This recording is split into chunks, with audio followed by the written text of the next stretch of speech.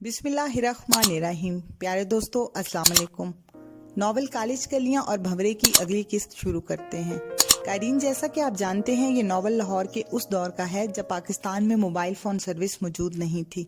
कायरीन की सहूलत के लिए अब इस तहरीर को यूट्यूब की शक्ल में पेश किया जाता है। हंजला ने डिग्गी बंद करके चाबी जेब में डाली और तेजी से सीढ़ियां चढ़ने लगा। हंजला अंधेरे में ज्यादा तेज नहीं भाग सकता था।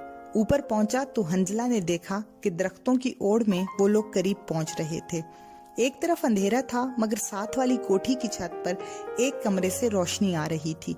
वो वक्त निस्फ रात से जरा पहले का था। नवंबर का महीना होने की वजह से ठंड बहुत ज्यादा तो नहीं थी, मगर किसी हद तक महसूस हो रही थी।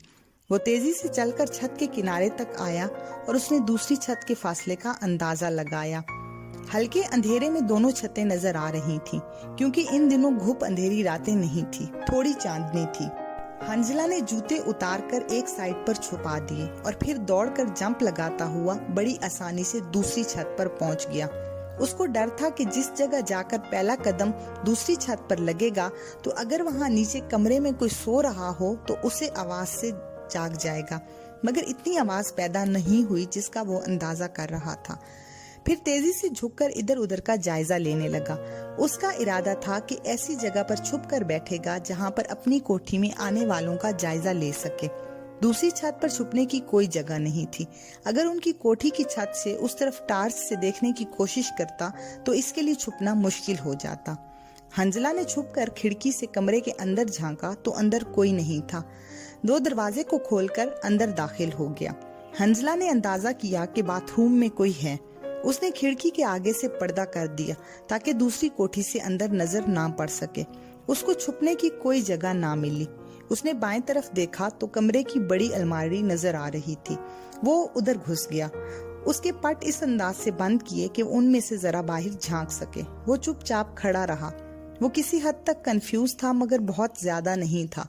उसको फिक्र थी तो इजाज की थी। वो खुद को किसी हद तक महफूज तस्वुर कर रहा था। वो इसी खिड़की में से इजाज की गाड़ी पर नजर डाल सकता था और किसी मुसीबत की सूरत में वहां से फायर भी कर सकता था। मगर वो सोच रहा था कि जो इंसान बाथरूम में है उसका क्या किया जाए। उसने उसी लम्हे सोचा कि बाथरूम से निकलने वाले को गन पॉइंट पर बाथरूम में बंद करेगा और तेजी से बात बताकर खुद खिड़की से बाहर का जायजा लेगा। वक्त गुजरता रहा और हंजला बेताब था कि खिड़की से अपनी कोठी के अंदर किस तरह झांके, मगर बाथरूम वाले के बाहर आने से पहले झांक भी नहीं सकता था। एक एक लम्हा उसके लिए तवील होता जा रहा था। आखिर बाथरूम का दरवाजा खुला। उसमें से एक खूबसूरत लड़की हाथों को तौलिए से साफ करते हुए बरामद हुई। जूं ही वो कमरे के दरमियान आई, हंजला ने पिस्तौल ताने हुए उसके पीछे से आकर उसके मुंह पर हाथ रख दिया और दूसरे हाथ से रिवॉल्वर की ताल उसकी कनपट्टी पर रख दी। लड़की की चीख उसके गले में घुट कर रह गई। हंजला ने वक्त जाया किए बगैर लड़की को बताया कि तुम्हारे पड़ोसी इजाज की जिंदगी को खतरा है। कुछ लोग उसको कत्ल करने आए हुए हैं। मैं तुम्हें कुछ नहीं कहूँगा। कुछ देर इस कमरे में रहकर अपनी कोठी पर नजर रखूंगा। तुम्हारी जान और इज्जत को कोई खतरा नहीं है। अगर शोर मचाओगी तो यहाँ अपने दोस्त की जिंदगी के लिए बेधड़क गोली चला दूंगा। ये कहकर उसने लड़की का चेहरा अपनी तरफ घुमाया, मगर मुंह से हाथ ना हटाया। लड़की उसके शिकंजे में जकड़ी हुई थी। उसकी आंखों में खौफ था और आंसू जारी थे। हंजला उसको खींचकर बाथरूम के दरवाजे तक लाया, पिस्तौल अपनी बेल्ट में रखा और उसको कहा कि वो आवाज ना निकाले। ऐसा करना उसके लिए नुकसानदेह होगा। और साथ ये भी कहा कि देखो बीबी, आप नाराज तो होगी, मगर ये मजबूरी है। अगर ऐसा ना करूं तो मेरे दोस्त की जिंदगी को खतरा है। लड़की गुमसुम थी। उसकी आंखों से अभी तक आंसू जारी थे। हंजला ने बाथरूम की लाइट जलाकर उसको अंदर धकेल दिया और बाहर से कुंडी लगा दी और फिर फौरन कमरे की लाइट ऑफ करके खिड़की के पास आया और पर्दे को एक तरफ करके इजाज की कोठी के अंदर नजर दौड़ाना शुरू कर दी।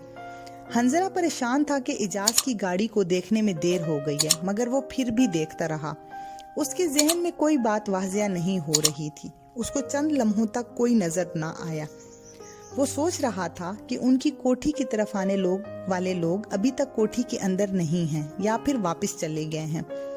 वो इसी सोच में था कि इजाज की कोठी की छत पर सीढ़ियों में से एक टार्च बरामद हुआ। आने वाले ने टार्च लाइट को इधर उधर घुमाया। उसके पीछे एक और साथी भी आया। वो दोनों तसल्ली से एक एक जगह देख रहे थे। फिर 3 साय कोठी के अंदर से निकले। उन्होंने गाड़ी का बगौर जायजा लिया। वहां पर दूसरी तरफ से 2 आदमी इजाज के नौकर को घसीट कर ले आए। वो उस पर थप्पड़ों की बारिश कर रहे थे।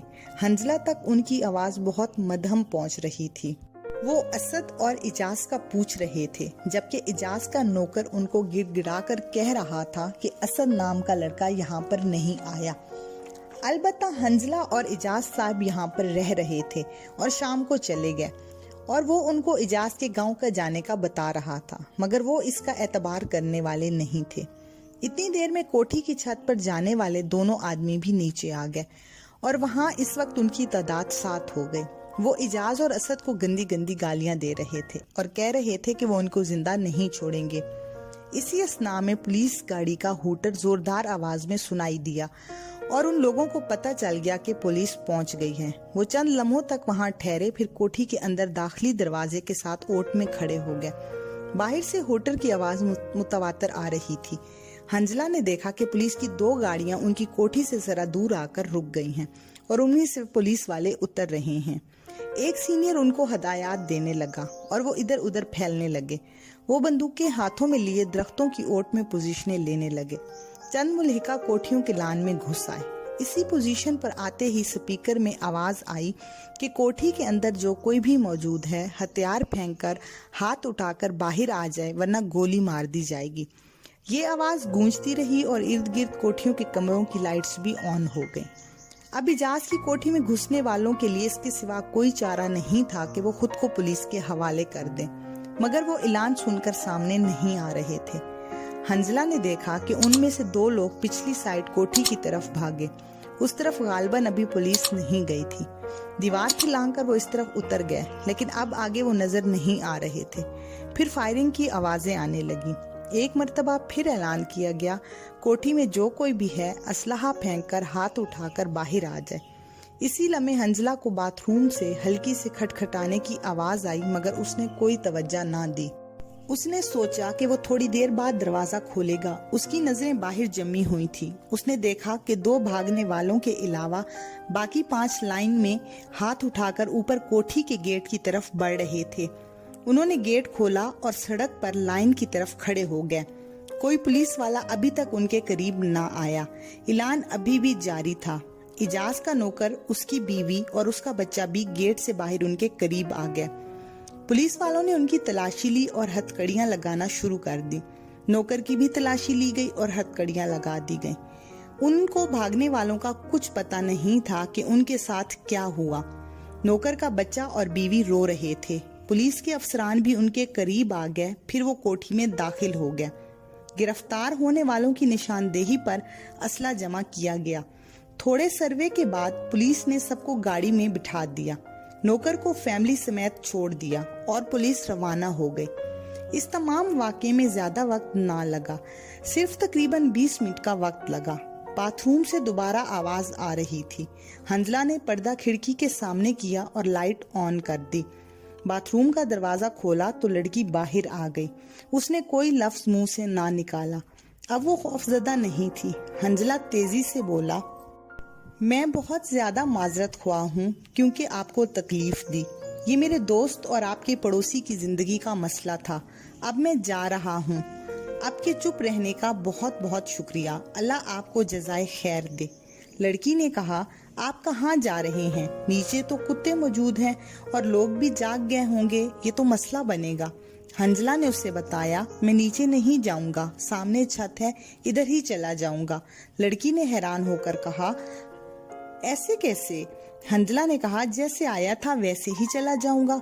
ये कहकर उसने दरवाजा खोला और दौड़ते हुए छत के किनारे के करीब पांव रखते हुए एक लंबी छलांग लगाकर अपनी छत पर पहुंच गया।